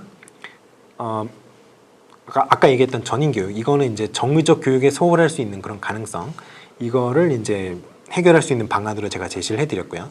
그리고 흥미나 적성, 뭐 사회적 요구에 대한 무시, 이거는 학습자의 참여 그리고 선택권, 이거를 제도적으로 좀 보장할 수 있는 재량 학습이나 아니면 뭐 자기주도 학습 이런 걸 제도적으로 좀 확대를 하는 그런 방안을 생각을 해볼 수 있다고 했습니다. 그리고 또 어떤 게 있었죠? 뭐 교과 간의 단절이라든가 이런 거는 뭐 통합 교육 과정 이런 거 도입하면 된다고 했죠. 그리고 뭐 현실적 합성이 낮다 이런 거는 뭐 어쩔 수 없죠. 현실적 합성이 낮은 거는 그건 어쩔 수 없습니다. 그거는 어떤 해결 방법이 없어요. 그리고 번역이 적절하지 않아서 어떤 그 지식의 구조, 전달되는 지식의 구조가 오염될 수 있는 가능성, 그거는 이제 교사와 학습자를 그 지식의 구조를 번역하는 과정에 좀 참여를 시켜서 신뢰성과 타당성을 제고하는 방법이 있다고 말씀드렸어요. 자, 그리고 협동학습의 어떤 개념을 먼저 짚었고, 두 번째 문제에서, 그리고 그 문제점, 또 개선 원리 이런 거 얘기를 했었죠. 협동학습이 뭔지 다 기억을 하시죠? 복수의 이질적 학습자가 공동 목표를 달성하기 위해서 집단을 구성하고 집단에서 역할을 분담하고 역할을 수행해서 공동의 목표를 달성하는 형태의 그런 학습이 이제 협동학습이라고 얘기를 했어요. 자, 협동학습이 문제점이 뭐라 그랬어요? 가장 큰 문제점, 무임승차자의 존재가 무임승차자가 나타날 수 있다. 무임승차자가 나타나면 무임승차 효과, 그리고 곁다리로 좀 더 나아가서 봉효과까지 나아갈 수 있는데, 그렇게 되면 집단 전체가 학습을 하지 않는 그런 부작용이 있을 수 있다. 그리고 5개념으로 집단이 오염될 가능성, 이런 게 있다. 그리고 떠들기만 하고 공부를 안 하는 그런 집단 활동에만 집중하는 우려가 있다. 그리고 학습의 주도권이 공부를 잘하는 일부 리더십이 좀 강한 아동들에게 좀 편중될 가능성이 있다. 이러한 어떤 문제점을 해결하기 위한 원리로 제가 뭘 얘기를 했었죠? 그렇죠. 긍정적 상호 의존성, 그리고 개별 책무성, 그리고 책임에 대한 강조, 사회적 기술이 이제 커뮤니케이션 스킬스죠. 그리고 소집단 활동, 이런 5가지가 있다고 했어요. 그래서 이러한 원리들을 생각을 하시면, 잘 적용을 하시면 협동학습의 어떤 단점, 문제점을 개선할 수 있다 얘기를 했습니다. 그리고 정의적 영역의 평가에 대해서 얘기를 했어요. 정의적 영역에 대한 평가가 사실 어떤 회의가 많이 있습니다. 왜냐하면 이제 그 용어가 명확하지 않고, 그리고 정의적 영역을 평가한다는 그 시도 자체가 굉장히 불쾌하다라고 여기시는 분들이 있고요. 그렇기 때문에 좀 한계가 있습니다만, 그럼에도 불구하고 우리가 정의적 영역을 평가하고자 하는 이유가 뭐다? 그렇죠.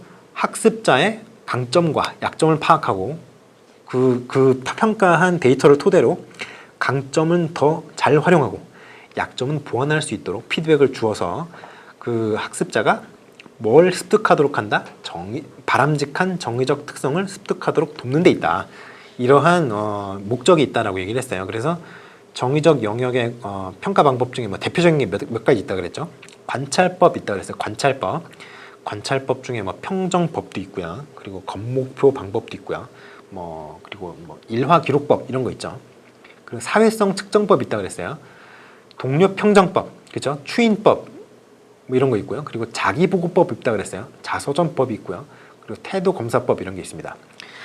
자, 그럼 4번째 문제 넘어가서 외제적인 동기의 어떤 문제점, 외제적인 동기화를 할 때 1차원적인 어떤 강화물을 사용했을 때 발생할 수 있는 문제점과 그 해결 방안에 대해서 물어봤는데, 외제적인 동기가 어떤 동기라고 그랬어요? 행위의 근본 목적이 행위자 외부에 존재하는 그런 동기화가 외제적 동기라고 그랬어요. 자, 그럼 수단적 동기랑 외제적 동기는 동일하다? 동일하지 않다. 같지 않다고 했습니다. 수단적인 동기는 다른 목표를 달성하기 위해서 동기화될 때 그 동기가 수단적 동기인데, 그 수단적 동기가 외제적인 목적을 달성하기 위해서 사용될 수도 있고 내적인 목적을 달성하기 위해 사용될 수도 있기 때문에 외제적 동기와 수단적 동기가 항상 동일한 것은 아니다. 아시겠죠? 자, 그리고 내재적 동기는 이제 반대의 근본적 어떤 행위의 근본적 원인이 행위자 내부에 존재하는 경우, 이게 이제 내재적 동기라고 했어요. 자, 그러면 외제적 동기의 문제에 가장 큰 문제가 일단은 인센티브 같은 게 있다 그랬죠. 인센티브. 근데 인센티브가 단순한 경우에 지금 제시문에 나온 것처럼 1차적인 굉장히 단순한 형태로 주어진다면 그 효과를 상실하는 속도가 굉장히 빠르다 그랬어요. 그렇기 때문에 어떻게 줘야 된다? 그렇죠. 수행 향상에 대한 정보, 그 수행 향상에 대한 정보로서 보상을 주는 그런 방향을 생각을 해보셔야 되고요. 두 번째가 어떤 과제의 질과 수행 수준에 따라서 보상을 해줘야 된다. 그리고 처벌을 얘기를 했었죠. 벌 주는 거. 강화와 벌 이런 거 얘기할 때, 조작적 조건을 얘기할 때 강화와 벌 얘기를 하죠. 그 벌은 어떤 효과가 있다? 회피에 초점을 맞추게 만든다, 사람이. 그러면 요령의 학습이 일어날 확률이 높다. 그리고 효과가 일시적이고 벌을 받은 아동이 공격성을 형성할 수 있다. 그리고 새로운 행동을 가르칠 수는 없다. 이런 식으로 문제점이 있다고 얘기를 했어요. 그러면 그 해결 방안이 뭐라고요? 그렇죠. 벌을 둘 때 기준을 굉장히 명확하게 미리 정해놓고 그 기준을 정해놓은 기준에 따라 줘라는 거. 그리고 두 번째, 벌을 주고 있더라도 상을 받을 만한 행동을 했으면 벌과는 별개로 상도 줘야 된다. 이런 얘기 했었죠. 그리고 사회적 인정 이런 얘기 했는데요. 사회적인 인정이라든가 이런 거는 사실 조금 중요성이 떨어지는 얘기고, 그거 말고 경쟁과 성적, 압박 이런 것들이 조금 더 중요할 수 있을 것 같습니다. 왜냐하면 아이들이 직접 많이 노출되어 있는 환경이기 때문에 그래요. 그래서 경쟁이라든가 압박이라든가 성적이라든가 이런 것들은 경쟁심 그리고 호승심과 연관이 많이 되는데, 이게 너무 강력하게 나타나는 경우에 문제점이 뭐다? 목적 전체가 나타날 수 있다. 부정행위도 서슴지 않고 할 가능성이 있죠. 이런 거를 해결하기 위해서 어떻게 해야 된다? 윤리교육을 강화한다. 이런 식으로 제가 말씀드렸습니다. 자, 그래서 오늘은 뭐 이 정도 얘기를 하면 될 것 같고요. 마지막으로 그 얘기를 한번 해드리고 싶네요. 그 외재적인 동기가 좋다, 내재적인 동기가 좋다. 사실은 따질 수 없다. 그죠? 그나마 내재적인 동기화랑 외재적인 동기화랑 학습에서는 조금 차이를 낼 수가 있는데, 왜냐하면은 내재적인 동기화가 외재적인 동기화에 비해서 좀 지속성이 좀 강합니다. 그리고 학습을 조금 더 촉진하는 경향이 있어요. 경향이. 하지만 외재적인 동기화가 절대 내재적인 동기화보다 크게 뒤떨어지는 건 아닙니다. 연구로 이미 증명이 되어 있어요. 이거는. 그러면 외재적인 동기화를 통해서 내재적인 동기화를 이끌 수 있는 방법이 있다 그랬어요? 없다 그랬어요? 있다 그랬죠? 자, 가장 첫 번째가 뭐였어요? 그렇죠. 내재적인 동기화가 수행 향상에 대한 정보로, 그 외재적인 보상이, 외재적 강화물이 수행 향상에 대한 정보로서 주어진 경우에, 그런 경우에는 이제 내재적인 동기가 향상될 수 있다 얘기를 했었죠. 그리고 두 번째 뭐라고 했죠? 외재적인 보상이 개인의 자기결정감 욕구, 그리고 유능감 욕구를 충족시키는 경우 내재적 동기가 향상될 수 있다. 이런 얘기 했습니다. 외재적 강화물이 내재적 동기를 향상시킬 수 있다. 어느 경로로? 이 두 가지 경로로 지금 말씀드린, 그렇게 정리를 오늘 하면 될 것 같고요. 오늘은 사실 좀 이론이 약간 중구난방으로 나와서 좀 해설하기가 좀 어려웠는데, 여러분도 아마 푸시기가 좀 어려웠을 거라고 생각이 됩니다. 그러나 잘 푸셨어야죠. 자, 그럼 오늘은 여기까지 이제 하고요. 여러분 이제 남은 기간 계속 건강 조심하라고 말씀드리겠어요. 자, 건강을 항상 조심하시고 다음 시간 7회 해설 강의로 또 찾아뵙겠습니다. 감사합니다.